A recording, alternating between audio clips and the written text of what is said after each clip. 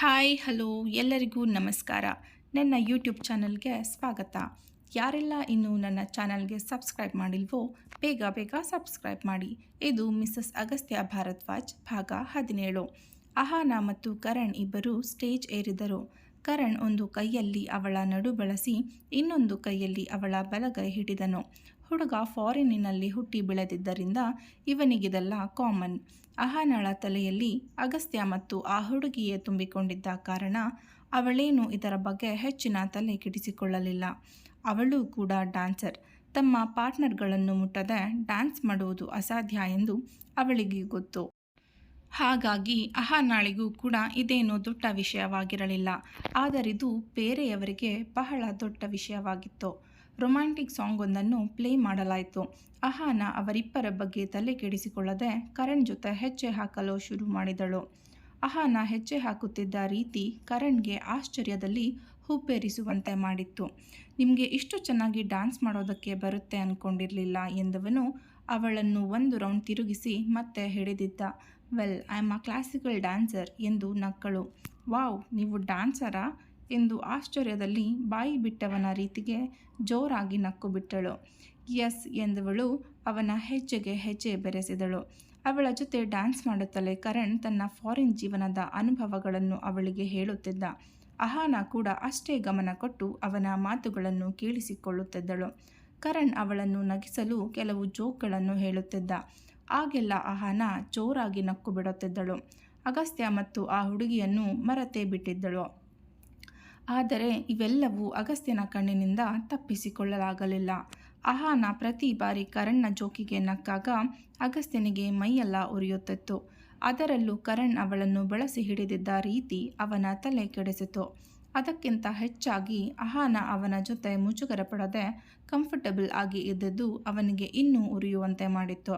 ತನ್ನ ಜೊತೆಗೆ ಹೆಜ್ಜೆ ಹಾಕುತ್ತಿದ್ದವಳ ಮಾತುಗಳೆಲ್ಲವೂ ಗಾಳಿಯಲ್ಲಿ ಹಾರಿ ಹೋಗಿದ್ದವು. ಅವನ ದೃಷ್ಟಿ ಸಂಪೂರ್ಣವಾಗಿ ಅಹಾನಾ ಮತ್ತು ಕರಣ್ ಮೇಲಿತ್ತು. ಇಬ್ಬರು ನಗುತ್ತಾ ಹೆಜ್ಜೆ ಹಾಕುತ್ತಿರುವುದು ಅವನಿಗೆ ಸಹಿಸಿಕೊಳ್ಳಲಾಗಲಿಲ್ಲ. ಕೋಪಕ್ಕೆ ಅವನ ಕಣ್ಣುಗಳೆಲ್ಲ ಕೆಂಪಾಗಿದ್ದವು. ಇನ್ನು ತಡೆದುಕೊಳ್ಳಲು ಸಾಧ್ಯವಿಲ್ಲದೆ ತನ್ನ ಜೊತೆ ಇದ್ದವಳನ್ನು ತಳ್ಳಿದವನೇ ಅವರಿಬ್ಬರ ಬಳಿ ಬಂದನು. ಕರಣ್ಣನ್ನು ಅಹಾನಾಳಿಂದ ಎಳೆದು ದೂರ ಸರಿಸಿದವನೇ ಅವಳನ್ನು ಬಳಸಿದನು. ಇಷ್ಟೆಲ್ಲವೂ ಕ್ಷಣಾರ್ಧದಲ್ಲಿ ನಡೆದು ಹೋಗಿತ್ತು. ಕರಣ್ ತನ್ನ ಕೆಲಸವಾಯಿತೆಂದು ಹೊರಟು ಹೋದ. ಅಹಾನಾ ಆಶ್ಚರ್ಯದಲ್ಲಿಯೇ ಅಗಸ್ತ್ಯ ವಾಟ್ ಈಸ್ ದಿಸ್ ಎಂದಳು ತನ್ನನ್ನು ಬಿಗಿಯಾಗಿ ಬಳಸಿದವನಿಗೆ. ಕಾಣಿಸ್ತಿಲ್ವಾ, ನಿನ್ನ ಜೊತೆ ಡ್ಯಾನ್ಸ್ ಮಾಡ್ತಿದ್ದೀನಿ ಎಂದನು. ಇವಳಿಗೂ ರೇಗಿ ಹೋಯಿತು. ಆದರೆ ಕರ್ಣ ಯಾಕೆ ಆ ರೀತಿ ಎಳೆದದ್ದು ಎಂದಳು ಪಟ್ಟು ಬಿಡದೆ. ನನ್ನ ಹೆಂಡತಿ ಜೊತೆ ಡ್ಯಾನ್ಸ್ ಮಾಡೋಕ್ಕೆ ಅವನ್ಯಾರು ಎಂದ. ಹೋ, ಈ ಪಾರ್ಟಿಗೆ ನಿಮ್ಮ ಅಪ್ಪಿಯೇ ಅಲ್ಲಲ್ಲ, ನಿಮ್ಮ ಹೆಂಡತಿ ಜೊತೆ ಬಂದಿದ್ದು ಅಂತ ನಿಮಗೆ ಈಗ ನೆನಪಾಯ್ತಾ ಎಂದಳು ಅಸಮಾಧಾನದಲ್ಲಿ. ಅವಳ ಮಾತನ್ನು ಕಡೆಗಣಿಸಿ, ನೀನ್ಯಾಕೆ ಅವನ ಜೊತೆ ಡ್ಯಾನ್ಸ್ ಮಾಡ್ತಿದ್ದೆ, ಅವನಿಂದ ದೂರ ಇರು ಅಂತ ನಾನು ಹೇಳಿರಲಿಲ್ವಾ ಎಂದನು ಅವಳ ನಡುವಿನ ಮೇಲಿನ ಹಿಡಿತ ಬಿಗಿಗೊಳಿಸಿ. ನೋವಿನಲ್ಲಿ ಸಣ್ಣದಾಗಿ ನರಳಿದವಳು, ಅದನ್ನೆಲ್ಲ ಕೇಳೋಕೆ ನೀವ್ಯಾರು? ನೀವು ಬೇರೆ ಹುಡುಗಿಯ ಜೊತೆ ಡ್ಯಾನ್ಸ್ ಮಾಡಬಹುದು, ಆದರೆ ನಾನು ಮಾಡೋ ಹಾಗಿಲ್ವಾ? ಅಲ್ಲಿ ದೆವ್ವದ ಥರ ನೀವು ಅವಳ ಜೊತೆ ಡ್ಯಾನ್ಸ್ ಮಾಡೋದನ್ನು ಪಾಪ್ಕಾರ್ನ್ ತಿನ್ಕೊಂಡು ನೋಡ್ತಾ ಕೂರ್ಬೇಕಿತ್ತಾ ಎಂದಳು.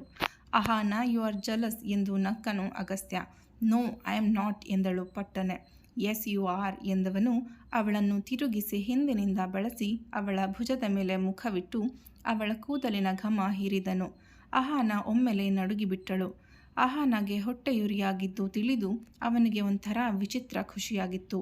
ನೋ ಎಂದವಳು ಅವನನ್ನು ತಳ್ಳಿ ಮುಂದೆ ಹೆಜ್ಜೆ ಇಟ್ಟವಳನ್ನೇ ಪಟ್ಟನೆ ಎಳೆದುಕೊಂಡು ಬಳಸಿದವನು. Don't walk away from me, ನನಗೆ ಇಷ್ಟ ಆಗಲ್ಲ ಎಂದನು ಕೋಪದಲ್ಲಿ ಕಣ್ಣನ್ನು ಕೆಂಪಗೆ ಮಾಡಿಕೊಂಡು.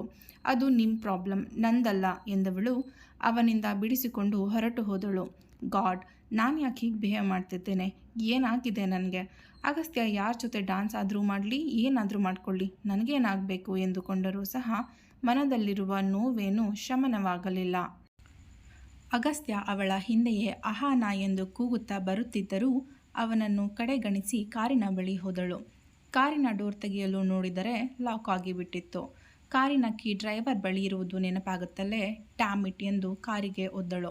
ಅವಳ ಭುಜ ಬಳಸಿದವನು, ಅಹಾನಾ, ವಾಟ್ ಹ್ಯಾಪನ್ಡ್, ಯಾಕೆ ಈ ರೀತಿ ಬಿಹೇವ್ ಮಾಡ್ತಿದ್ದೀಯಾ ಎಂದನು ಕೋಪದಲ್ಲಿ. ಅವನ ಕೈಯನ್ನು ತಳ್ಳಿ ನಥಿಂಗ್ ಎಂದು ಕೂದಲಿನಲ್ಲಿ ಕೈಯಾಡಿಸಿದಳು. ಡೋಂಟ್ ಇಗ್ನೋರ್ ಮೀ ಎಂದವನು ಒಂದು ಹೆಜ್ಜೆ ಮುಂದೆ ಇಟ್ಟರೆ ಅವಳು ಹೆಜ್ಜೆ ಹಿಂದಿಟ್ಟಿದ್ದಳು. Agastya don't come near me ಎಂದವಳು ಹಿಂದೆ ಹೆಜ್ಜೆ ಇಡುತ್ತಿದ್ದರೆ ಯಾಕೆ ಎಂದವನು ಮುಂದೆ ಹೆಜ್ಜೆ ಇಡುತ್ತಲೇ ಇದ್ದ. 2-3 ಹೆಜ್ಜೆ ಹಿಂದೆ ಇಟ್ಟವಳು ಕಾರಿಗೆ ಒರಗಿದಳು. ಅಗಸ್ತ್ಯ ಅವಳ ಮುಂದೆ ಬಾಗಿ ಈಗೆಲ್ಲಿ ಹೋಗ್ತೀಯಾ ಎನ್ನುವಂತೆ ಹುಬ್ಬು ಹಾರಿಸಿದ್ದ.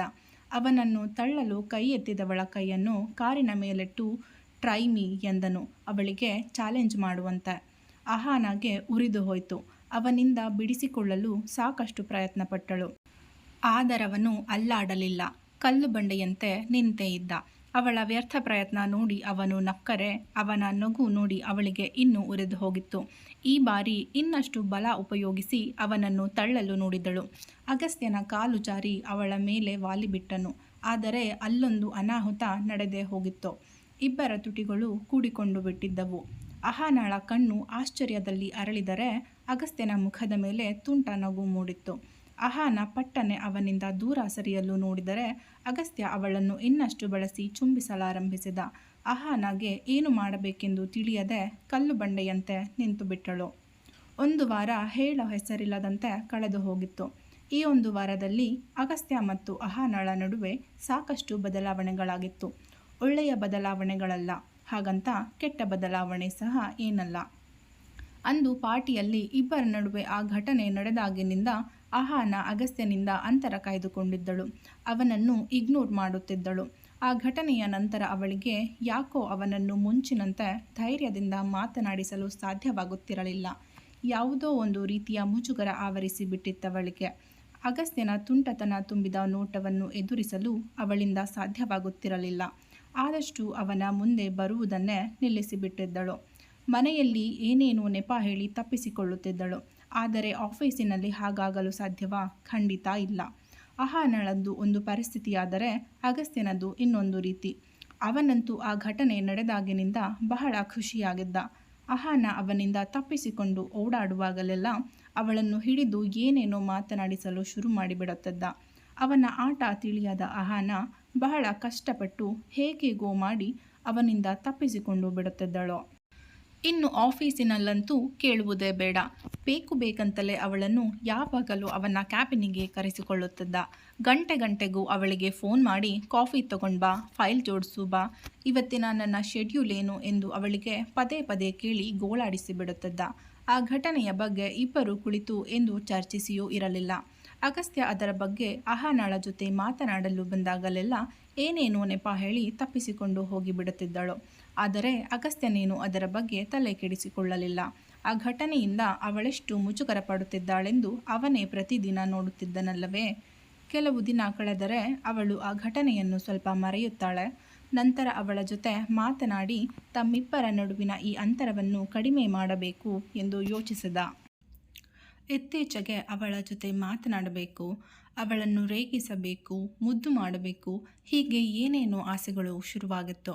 ಇವೆಲ್ಲವೂ ಕೇವಲ ಒಂದೇ ಒಂದು ಮುತ್ತಿನ ದಯೆಯಿಂದ ಆಗುತ್ತಿರುವುದು. ತಾನು ಅಹಾನಾಳನ್ನು ಇಷ್ಟಪಡುತ್ತಿಲ್ಲ ಎಂದು ಮೇಲೆ ಎಷ್ಟೇ ತೋರಿಸಿಕೊಂಡರೂ ಸಹ ಮನಸ್ಸಿನ ಯಾವುದೋ ಒಂದು ಮೂಲೆಯಲ್ಲಿ ಅವಳನ್ನು ತಾನು ಇಷ್ಟಪಡಲು ಶುರು ಮಾಡುತ್ತಿದ್ದೇನೆ ಎಂದು ಅವನಿಗೆ ತಿಳಿದಿತ್ತು. ಅಷ್ಟು ಒಳ್ಳೆಯ ಸುಂದರ ಸುಶೀಲ ಸಂಸ್ಕೃತ ಹುಡುಗಿಯನ್ನು ಯಾರು ತಾನೇ ಇಷ್ಟಪಡದೇ ಇರಲು ಸಾಧ್ಯ? ಇದಕ್ಕೆ ಅಗಸ್ತ್ಯ ಕೂಡ ಹೊರತಾಗಿರಲಿಲ್ಲ. ಇಬ್ಬರ ನಡುವಿನ ಈ ಮುಜುಗರವನ್ನು ಹೋಗಲಾಡಿಸಲು ಅಗಸ್ತ್ಯ ಎಷ್ಟು ಪ್ರಯತ್ನ ಪಡುತ್ತಿದ್ದಾನೆ ಎಂದು ಅವಳಿಗೂ ಸಹ ಗೊತ್ತು. ಆದರೆ ಅಹಾನಾಳಿಗೆ ಸಹಕರಿಸಲಾಗುತ್ತಿರಲಿಲ್ಲ. ಅವನ ಜೊತೆ ಮೊದಲಿನಂತೆ ವರ್ತಿಸಲು ಅವಳಿಗೇನೋ ಹಿಂಜರಿಕೆ. ತಮ್ಮಿಬ್ಬರ ನಡುವೆ ತಮಗೇ ತಿಳಿಯದೆ ಯಾವುದೋ ಒಂದು ಬದಲಾಗಿದೆ ಅನಿಸಲು ಶುರುವಾಗಿತ್ತು. ಈಗವರು ಸ್ನೇಹಿತರಾಗಿ ಉಳಿತಿರಲಿಲ್ಲ. ಅಲ್ಲಿ ಸ್ನೇಹ ಮರೆಯಾಗಿ ಬೇರೆ ಯಾವುದೋ ಒಂದು ಸಂಬಂಧ ಹುಟ್ಟಿಕೊಳ್ಳುತ್ತಿತ್ತು. ಇದು ಅಹಾನಾಗೆ ನಿಜವಾದ ತಲೆಬಿಸಿ ತರಿಸಿದ್ದು. ಯಾಕೆಂದರೆ ಅವರಿಬ್ಬರ ನಡುವೆ ಯಾವುದೂ ಮೊದಲಿನಂತಿರಲಿಲ್ಲ. ಎಲ್ಲವೂ ಬದಲಾಗಿತ್ತು. ಆ ಬದಲಾವಣೆ ಅವಳಿಗೆ ಇಷ್ಟವೋ ಇಲ್ಲವೋ ಅವಳಿಗೆ ಸರಿಯಾಗಿ ತಿಳಿದಿಲ್ಲ. ಅಗಸ್ತ್ಯನ ಮುಖ ನೋಡಿದಾಗಲೆಲ್ಲ ತಾನು ಆದಿಯ ಪ್ರೀತಿಗೆ ಮೋಸ ಮಾಡುತ್ತಿದ್ದೇನೆ ಅನಿಸುತ್ತಿತ್ತು ಅವಳಿಗೆ. ಬಹಳ ಬಾರಿ ಹಿಂದಿನದೆಲ್ಲವನ್ನು ಮರೆತು ಮುಂದುವರೆಯೋಣ, ಹಿಂದಿನದೆಲ್ಲ ನೆನೆದು ಈಗಿರುವ ಜೀವನವನ್ನು ಯಾಕೆ ಹಾಳು ಮಾಡಿಕೊಳ್ಳುವುದು ಎಂದುಕೊಂಡರೂ ಅವಳ ಮನಸ್ಸು ಒಪ್ಪುತ್ತಿರಲಿಲ್ಲ. ಅಷ್ಟು ವರ್ಷದ ಪ್ರೀತಿಯನ್ನು ಹೇಗೆ ತಾನೇ ಮರೆಯಲು ಸಾಧ್ಯ? ಹಾಗೆ ಮಾಡಲು ಅವಳಿಗೆ ಅಪರಾಧಿ ಭಾವ ಕಾಡುತ್ತಿತ್ತು. ತನ್ನ ಕ್ಯಾಬಿನಿನಲ್ಲಿ ಕುಳಿತು ಅಗಸ್ತ್ಯನಿಗೆ ಬಂದ ಮೇಲ್ಗಳನ್ನು ಚೆಕ್ ಮಾಡುತ್ತಿದ್ದಳು ಅಹಾನ. ಆಗಿನ್ನೂ ಸಮಯ ಮಧ್ಯಾಹ್ನ 12. ಅಗಸ್ತ್ಯನಿಗೆ ಅವನ ಬ್ಲ್ಯಾಕ್ ಕಾಫಿ ಕೊಟ್ಟು ಅವನಿಂದ ಗೋಳಾಡಿಸಿಕೊಂಡು ಬಂದು ಕುಳಿತಿದ್ದಳು. ಬೆಳಗ್ಗೆಯಿಂದ ಅವಳಿಗೆ ಸಣ್ಣದಾಗಿ ಹೊಟ್ಟೆ ನೋಯುತ್ತಿತ್ತು. ಬೆಳಗ್ಗೆ ನನಗೆ ಹಿಡಿಸದ್ದು ಏನೋ ತಿಂದು ಬಂದಿದ್ದಕ್ಕೆ ಹೀಗಾಗಿರಬೇಕು ಎಂದುಕೊಂಡು ಸುಮ್ಮನಾದಳು. 10 ನಿಮಿಷ ಕಳೆಯುತ್ತಿದ್ದಂತೆ ಕಿಬ್ಬೊಟ್ಟೆಯಲ್ಲಿ ನೋವು ಕಾಣಿಸಿಕೊಳ್ಳಲು ಶುರುವಾದಾಗ ಏನೋ ಅನುಮಾನ ಬಂದು ಮೊಬೈಲ್ನಲ್ಲಿ ಡೇಟ್ ನೋಡಿದವಳು ತಲೆಯ ಮೇಲೆ ಕೈಯಿಟ್ಟು ಕುಳಿತು ಬಿಟ್ಟಳು. ನಿಮ್ಮ ಗೆಸ್ ಕರೆಕ್ಟ್ ಆಗಿದೆ. She got her periods. ಪುಣ್ಯಕ್ಕೆ ಅವಳ ಬ್ಯಾಗಿನಲ್ಲಿ ಸ್ಯಾನಿಟರಿ ನ್ಯಾಪ್ಕಿನ್ ಇತ್ತು. ವಾಶ್ರೂಮ್ ಹೊಕ್ಕು ತನ್ನ ಕೆಲಸ ಮುಗಿಸಿ ಚೆನ್ನಾಗಿ ಮುಖ ತೊಳೆದುಕೊಂಡು ಹೊರ ಬಂದವಳ ಎದುರಿಗೆ ಸರಸ್ವತಿ ಇದ್ದರು. ಅವಳ ಬಾಡಿದ ಮುಖ ನೋಡಿ, ಅಹಾನ ಏನಾಯಿತು? ತುಂಬ ಸುಸ್ತಾಗಿರುವ ರೀತಿ ಕಾಣ್ತಿದ್ದೀಯಲ್ಲ, ಹುಷಾರಿಲ್ವಾ ಎಂದು ಕಾಳಜಿಯಿಂದ ಕೇಳಿದರು. ಏನಾಗಿಲ್ಲ ma'am, it's just my periods ಎಂದಳು ಮುಜುಗರದಲ್ಲಿ. ಅವರಿಗೆ ತಕ್ಷಣವೇ ಅಹಾನಳ ಪರಿಸ್ಥಿತಿಯ ಅರಿವಾಯಿತು. ಅವರೂ ಕೂಡ ಹೆಣ್ಣಲ್ಲವೇ? ಒಂದು ಹೆಣ್ಣಿನ ಪರಿಸ್ಥಿತಿ ಇನ್ನೊಂದು ಹೆಣ್ಣಿಗಲ್ಲದೆ ಇನ್ಯಾರಿಗೆ ಅರಿವಾಗಲು ಸಾಧ್ಯ? ಅಹಾನ, ತುಂಬ ಹೊಟ್ಟೆ ಏನಾದರೂ ನೋಯ್ತಿದ್ಯಾ? ಡಾಕ್ಟರ್ ಹತ್ರ ಹೋಗಬೇಕಾ ಎಂದರು. ನೋ ಮ್ಯಾಮ್, ಹಾಗೇನಿಲ್ಲ, ಐ ಆಮ್ ಫೈನ್ ಎಂದಳು ಅವರ ಕಾಳಜಿಗೆ ನಕ್ಕು. ಪೇಯ್ನ್ ಜಾಸ್ತಿ ಆದರೆ ಮಧ್ಯಾಹ್ನ ಲೀವ್ ಹಾಕಿ ಮನೆಗೆ ಹೋಗಿ ರೆಸ್ಟ್ ಮಾಡು ಆ್ಯಂಡ್ ತುಂಬ ನಡೆದಾಡಬೇಡ, ಓಕೆನಾ ಎಂದರು. ಇಟ್ಸ್ ಓಕೆ ಮ್ಯಾಮ್, ಸದ್ಯಕ್ಕೆ ಅಷ್ಟೇನೂ ನೋವಿಲ್ಲ. ಪೇಯ್ನ್ ಜಾಸ್ತಿ ಆದರೆ ಲೀವ್ ಹಾಕಿ ಮನೆಗೆ ಹೋಗ್ತೀನಿ. ಈಗ ನನಗೆ ಸ್ವಲ್ಪ ಕೆಲಸ ಇದೆ. ಅರ್ಜೆಂಟಾಗಿ ಕೆಲವು ಫೈಲ್ಗಳಿಗೆ ಸರ್ ಜೊತೆ ಸೈನ್ ಮಾಡಿಸ್ಬೇಕು ಎಂದಳು. ಸರಿ, ನಾನು ಮಧ್ಯಾಹ್ನ ನಿನ್ನ ಕ್ಯಾಬಿನಿಗೆ ಬರ್ತೀನಿ. ಇಬ್ಬರು ಒಟ್ಟಿಗೆ ಊಟಕ್ಕೆ ಹೋಗೋಣ ಎಂದರು. ಓಕೆ ಎಂದವಳು ತನ್ನ ಕ್ಯಾಬಿನ್ ಕಡೆ ನಡೆದಳು. ಕ್ಯಾಬಿನ್ಗೆ ಬಂದವಳೆ ಮೊದಲು ಬಾಟಲಿಯಲ್ಲಿದ್ದ ಅಷ್ಟು ನೀರನ್ನು ಕುಡಿದಳು. ನಂತರ ಎಮರ್ಜೆನ್ಸಿಗೆ ಯಾವಾಗಲೂ ಅವಳ ಬ್ಯಾಗಿನಲ್ಲಿ ಇಟ್ಟಿರುವ ಚಾಕ್ಲೇಟನ್ನು ತೆಗೆದುಕೊಂಡು ತಿನ್ನುತ್ತಾ ಅಗಸ್ತ್ಯನ ಕೈಯಲ್ಲಿ ಸೈನ್ ಮಾಡಿಸಬೇಕಾದ ಫೈಲುಗಳೆಲ್ಲವನ್ನು ಎತ್ತಿಕೊಂಡು ಅರ್ಧ ತಿಂದ ಚಾಕ್ಲೇಟನ್ನು ಟೇಬಲ್ ಮೇಲಿಟ್ಟು ಅವನ ಕ್ಯಾಬಿನ್ ಕಡೆ ನಡೆದಳು. ನಡೆಯುತ್ತಿರುವಾಗ ಕಿಬ್ಬೊಟ್ಟೆಯಲ್ಲಿ ನೋವು ಸ್ವಲ್ಪ ಸ್ವಲ್ಪವೇ ಹೆಚ್ಚಾದಂತೆನಿಸುತ್ತಿತ್ತು. ಮಧ್ಯಾಹ್ನ ಲೀವ್ ಹಾಕಿ ಮನೆಗೆ ಹೋಗಬೇಕು ಎಂದುಕೊಂಡವಳು ಅಗಸ್ತ್ಯನ ಕ್ಯಾಬಿನಿನ ಡೋರ್ ನಾಕ್ ಮಾಡಿ ಒಳಗೆ ಬಂದಳು. ಸರ್, ಇದಿಷ್ಟು ಫೈಲ್ಗಳಿಗೆ ನಿಮ್ಮ ಸೈನ್ ಆಗಬೇಕಾಗಿತ್ತು ಎಂದು ಅವನ ಮುಂದೆ ಇಟ್ಟಳು. ಹೊಟ್ಟೆಯಲ್ಲಿ ನೋವು ಜೊತೆಗೆ ಮಂಡಿಯಲ್ಲಿ ಬಲವಾದ ಎಳೆತ. ಅವಳಿಗೆ ಸರಿಯಾಗಿ ನಿಲ್ಲಲು ಸಹ ಸಾಧ್ಯವಾಗುತ್ತಿರಲಿಲ್ಲ. ನೋವಿಗೆ ಮುಖ ಕಿವುಚಿದಳು. ಅಗಸ್ತ್ಯನ ಕಣ್ಣಿನಿಂದ ಇದು ತಪ್ಪಿಸಿಕೊಳ್ಳಲಾಗಲಿಲ್ಲ. Ahana, what's wrong? You look tired ಎಂದನು ಅವಳ ಕೈ ಹಿಡಿದು. ಅವನಿಂದ ನಿಧಾನವಾಗಿ ಕೈ ಬಿಡಿಸಿಕೊಳ್ಳಲು ಪ್ರಯತ್ನಿಸುತ್ತಾ I am fine sir, thanks for asking ಎಂದವಳು ಅವನಿಂದ ಕೈ ಬಿಡಿಸಿಕೊಂಡು ಮುಜುಗರದಲ್ಲಿ ಅವನ ಮುಖ ನೋಡಲಾಗದೆ ತಲೆ ತಗ್ಗಿಸಿದಳು. ಅಹಾನ ಇನ್ನು ಅದೇ ವಿಷಯಕ್ಕೆ ತನ್ನಿಂದ ಹೀಗೆ ತಪ್ಪಿಸಿಕೊಳ್ಳಲು ಪ್ರಯತ್ನ ಪಡುತ್ತಿದ್ದಾಳೆ. ಮೊದಲು ಅವಳ ಜೊತೆ ಇದರ ಬಗ್ಗೆ ಮಾತನಾಡಿ ನಮ್ಮಿಬ್ಬರ ನಡುವಿನ ಈ ಅಂತರವನ್ನು ಸರಿಪಡಿಸಿಕೊಳ್ಳಬೇಕು ಎಂದುಕೊಂಡವನ ತುಟಿಯ ಮೇಲೆ ಮುಗುಳ್ನಗೆ ಮೂಡಿತ್ತು. ಇನ್ನು ಸ್ವಲ್ಪ ಹೊತ್ತು ಅವಳನ್ನು ಇಲ್ಲಿಯೇ ಉಳಿಯುವಂತೆ ಮಾಡಲು ಕೆಲವು ಫೈಲುಗಳನ್ನು ಅವಳ ಮುಂದೆ ಇಟ್ಟು ಇವುಗಳನ್ನು ಆರ್ಡರ್ ಆಗಿ ಜೋಡಿಸಿಬಿಡಿ ಎಂದ. ಅಹಾನ ಫೈಲುಗಳನ್ನೊಮ್ಮೆ ಅವನನ್ನೊಮ್ಮೆ ದಿಟ್ಟಿಸಿ ನೋಡಿದಳು. ಸದ್ಯಕ್ಕೆ ಮಲಗಿಬಿಟ್ಟರೆ ಸಾಕು ಎನ್ನುವಂತಾಗಿತ್ತು ಅವಳಿಗೆ. ಆದರೆ ತನ್ನ ಕೆಲಸವನ್ನು ಮಾಡದೆ ಬಿಡುವಂತೆಯೂ ಇರಲಿಲ್ಲ. ಓಕೆ ಸರ್ ಎಂದು ಆಯಾಸದಲ್ಲಿ ನುಡಿದು ಅವುಗಳನ್ನು ಕಷ್ಟಪಟ್ಟು ಎತ್ತಿಕೊಂಡು ಬಂದವಳು ಒಂದೊಂದಾಗಿ ಜೋಡಿಸಲು ಶುರು ಮಾಡಿದಳು. ಅಗಸ್ತ್ಯ ಅವಳನ್ನೇ ಕಿರುಗಣ್ಣಿನಲ್ಲಿ ಗಮನಿಸುತ್ತಿದ್ದ. ಅವಳು ಆಗಾಗ ಹೊಟ್ಟೆ ಹಿಡಿದುಕೊಳ್ಳುವುದು, ಹಣೆಯ ಮೇಲಿನ ಬೆವರು ಒರೆಸಿಕೊಳ್ಳುವುದು ಮಾಡುವಾಗಲೆಲ್ಲ ಇವಳಿಗೇನಾಯಿತು ಎಂದುಕೊಳ್ಳುತ್ತಿದ್ದ. ಮೊದಲೇ ಮುಜುಗರದ ಮುದ್ದೆಯಾದವಳನ್ನು ಇನ್ನಷ್ಟು ರೇಗಿಸುವುದು ಬೇಡವೆಂದುಕೊಂಡು ಸುಮ್ಮನಾದ. ನಿಂತು ಕೆಲಸ ಮಾಡುತ್ತಿರುವುದಕ್ಕೋ ಏನೋ ಅಹಾನ ಹೊಟ್ಟೆ ನೋವು ಇನ್ನೂ ಹೆಚ್ಚಾಯಿತು. ಅಸಾಧ್ಯವಾದ ನೋವನ್ನು ಹಲ್ಲು ಕಚ್ಚಿ ಸಹಿಸಿಕೊಂಡು ಹೇಗೆಗೋ ಮಾಡಿ ಫೈಲುಗಳನ್ನು ಜೋಡಿಸಿದಳು. ಓಫ್ ಎಂದು ನಿಟ್ಟುಸಿರು ಬಿಟ್ಟವಳು ಅವನ ಮುಂದೆ ಬಂದು ನಿಂತು ಸರ್, ಫೈಲೆಲ್ಲವನ್ನು ಜೋಡಿಸಿದ್ದೇನೆ ಎಂದಳು. ಅವಳ ಸುಸ್ತಿನ ಮುಖ ನೋಡಿ ಗುಡ್, ಯು ಕ್ಯಾನ್ ಗೋ ನವ್, ಏನಾದರೂ ಇದ್ದರೆ ಕಾಲ್ ಮಾಡ್ತೇನೆ ಎಂದನು. ಅವಳು ಹೋಗಿ ಸ್ವಲ್ಪ ಸಮಯ ಆರಾಮ ಮಾಡಲಿ ಎಂದು. ನಿಮಿಷ ಕಳೆದರೂ ಅಲ್ಲಿಯೇ ನಿಂತಿದ್ದವಳನ್ನು ನೋಡಿ ಏನಾದರೂ ಹೇಳಬೇಕಿತ್ತಾ ಎಂದನು ಎಡ ಹುಬ್ಬು ಹಾರಿಸಿ. ಸರ್, ಮಧ್ಯಾಹ್ನ ಲೀವ್ ಬೇಕಿತ್ತು ಎಂದಳು ನಡುಗುವ ಧ್ವನಿಯಲ್ಲೇ. ಅಷ್ಟು ಹೇಳುವಷ್ಟರಲ್ಲಿ ಅವಳ ಹಣೆಯ ತುಂಬೆಲ್ಲ ಬೆವರಿನ ಹನಿಗಳು ಶೇಖರಣೆಯಾಗಿದ್ದವು. ಅವಳ ಬೆವರಿನ ಮುಖ ನೋಡಿದವನಿಗೆ ಸ್ವಲ್ಪ ದಿಗಿಲಾಯಿತು.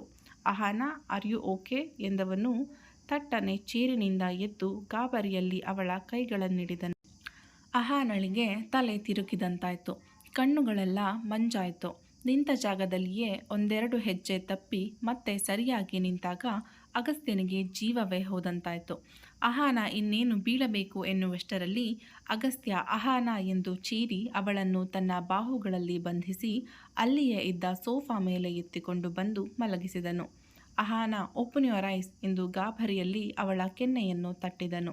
ಅಹಾನಳಿಗೆ ಅವನ ಮಾತುಗಳು ಕೇಳಿಸುತ್ತಿದ್ದರೂ ಅವನ ಮಾತುಗಳಿಗೆ ಸ್ಪಂದಿಸಲಾಗುತ್ತಿರಲಿಲ್ಲ. ಅಗಸ್ತ್ಯ ಓಡಿ ಹೋಗಿ ಒಂದು ಲೋಟದಲ್ಲಿ ನೀರು ತಂದು ಅವಳ ಮುಖದ ಮೇಲೆ ಚಿಮುಕಿಸಿ ಅಹಾನ ಗೆಟ್ ಅಪ್ ಎಂದು ಪದೇ ಪದೇ ಅವಳ ಕೆನ್ನೆಗಳನ್ನು ತಟ್ಟಿದನು. ಆರೋಗೆಂಟ್ ಅಗಸ್ತ್ಯ ತನ್ನ ಹೆಂಡತಿಯ ಪರಿಸ್ಥಿತಿ ನೋಡಿ ಬಹಳವೇ ಹೆದರಿಬಿಟ್ಟಿದ್ದ. ಸಂಚಿಕೆ ಮುಂದುವರಿಯುವುದು. ಇಂದಿನ ವಿಡಿಯೋ ನಿಮಗೆಲ್ಲರಿಗೂ ಇಷ್ಟವಾಗಿದ್ದಲ್ಲಿ ತಪ್ಪದೇ ವಿಡಿಯೋವನ್ನು ಲೈಕ್ ಮಾಡಿ, ಶೇರ್ ಮಾಡಿ ಹಾಗೂ ಕಾಮೆಂಟ್ ಮೂಲಕ ನಿಮ್ಮ ಅಭಿಪ್ರಾಯ ತಿಳಿಸುವುದನ್ನು ಮರೆಯಬೇಡಿ.